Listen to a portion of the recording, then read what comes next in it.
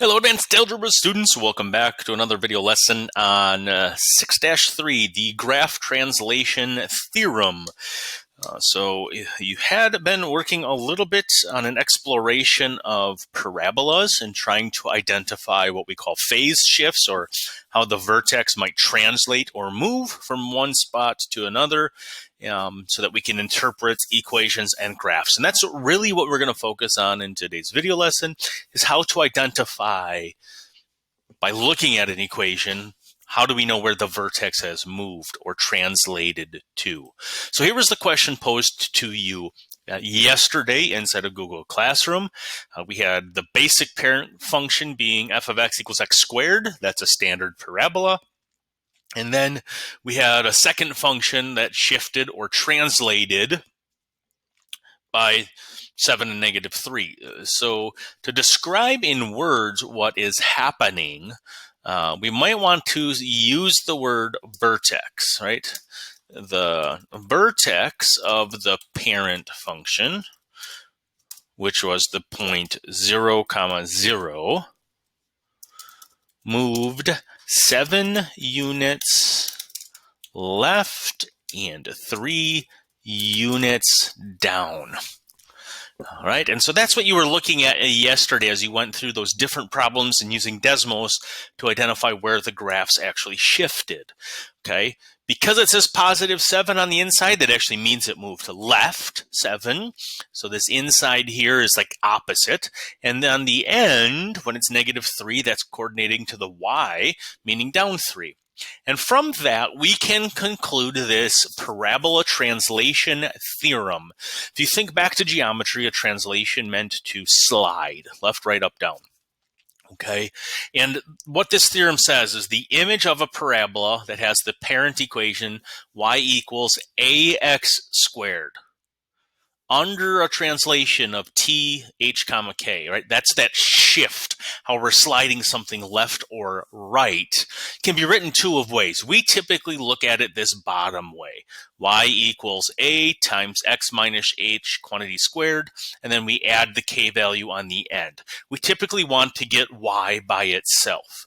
And what we do is we identify this point right here, h comma k, as the vertex. Right? We take the opposite of what's in here for h.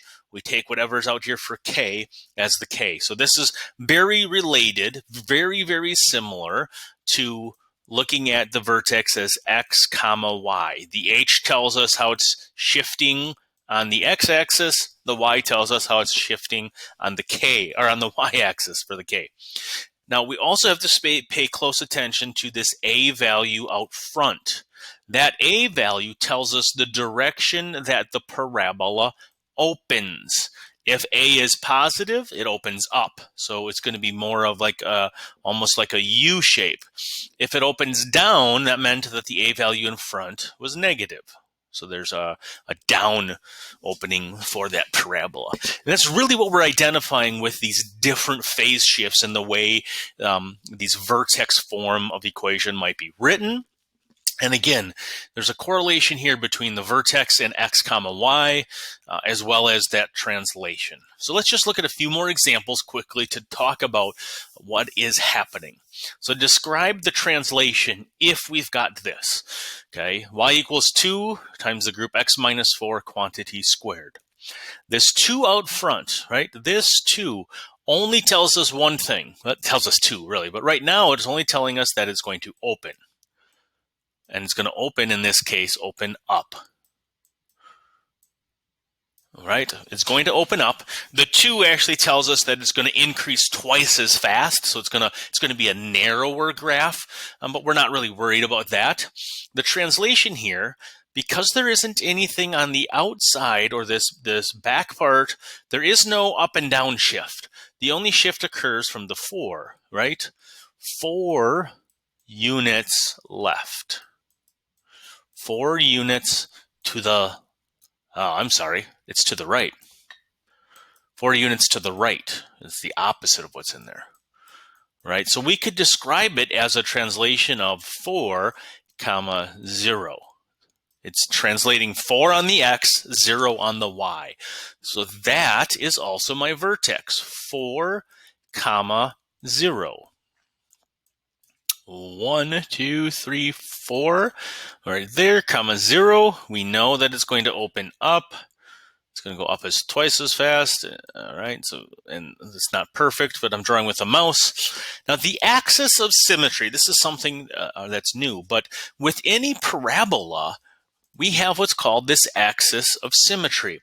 And the axis of symmetry goes right, it's vertical, right through the vertex. What that means is that on both sides of this axis of symmetry, the graph has to be the same distance away. So that from here to here has to be the same distance from there to there.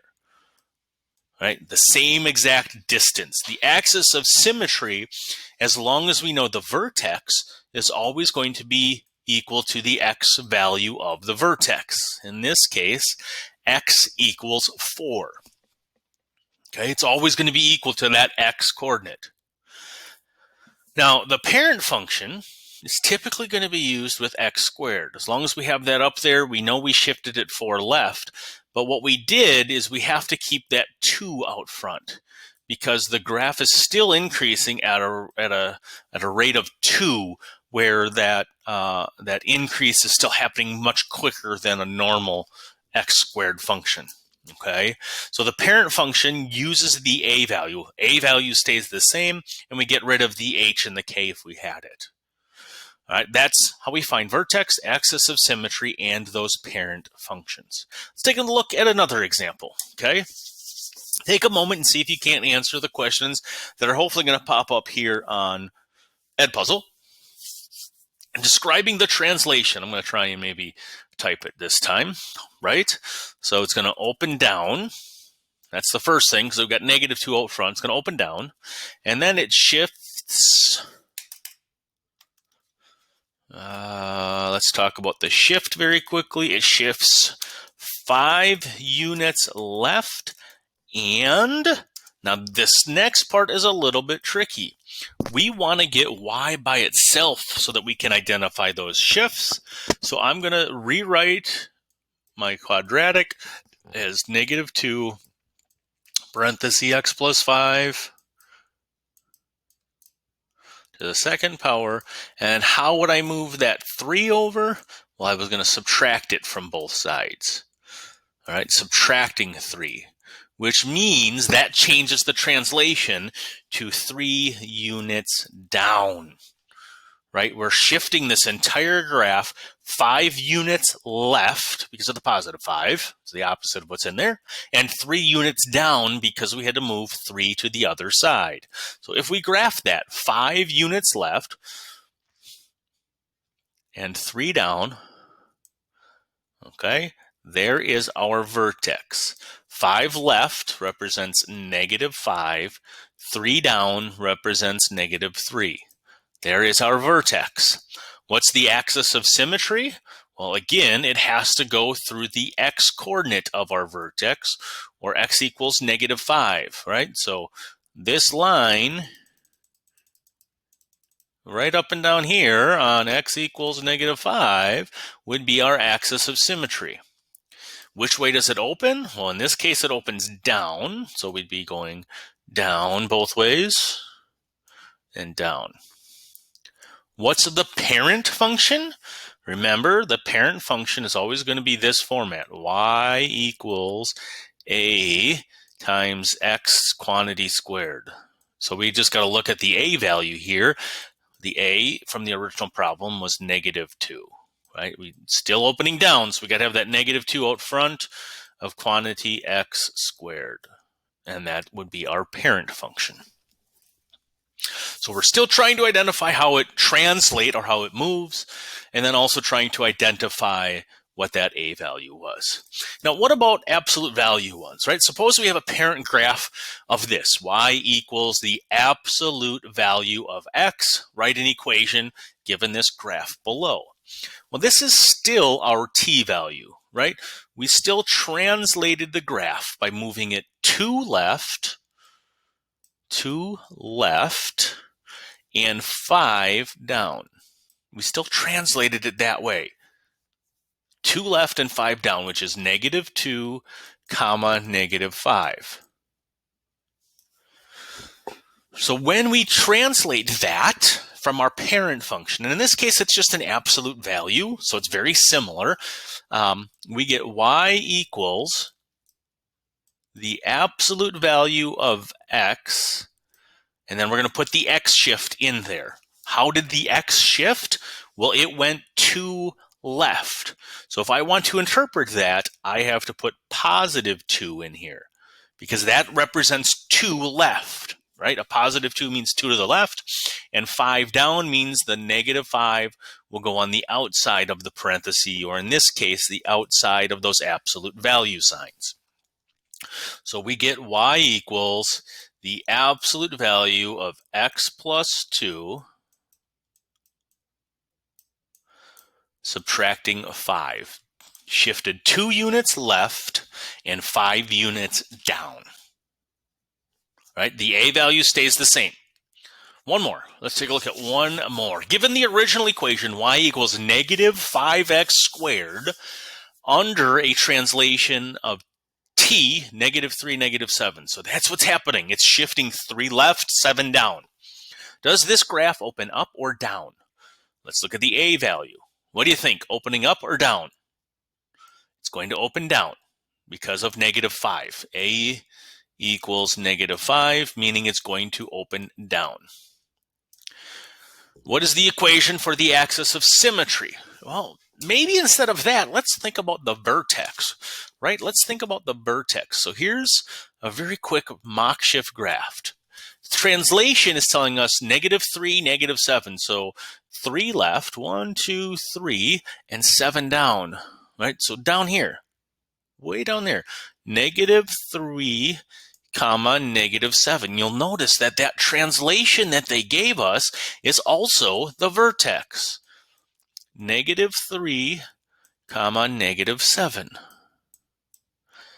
-3, -7. And if that's the vertex, we should be able to then answer the axis of symmetry. X equals, the line that goes through the vertex is x equals -3. X equals -3. So from that, we should be able to write the equation in what's called vertex form. That's what we've been doing all along so far. Y equals -5, because the a value stays the same, and then I'm going to put x minus h.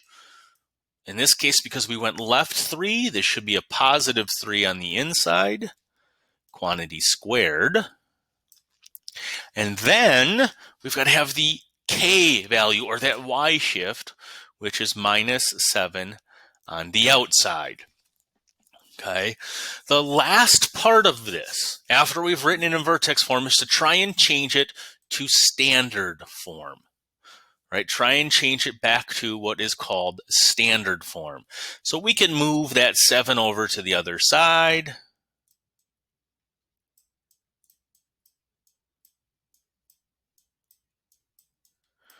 And then convert this into standard form, which is ax plus bx, or ax plus by equals c from linear problems. Right now, we're going to stop there, and when we get to our live session, I'm going to work with you on making sure that we can translate this into standard form together. The main idea is, can you do A, B, C, and D in this problem? Can you find and identify if it opens up or down? Do you know the vertex based upon the translation?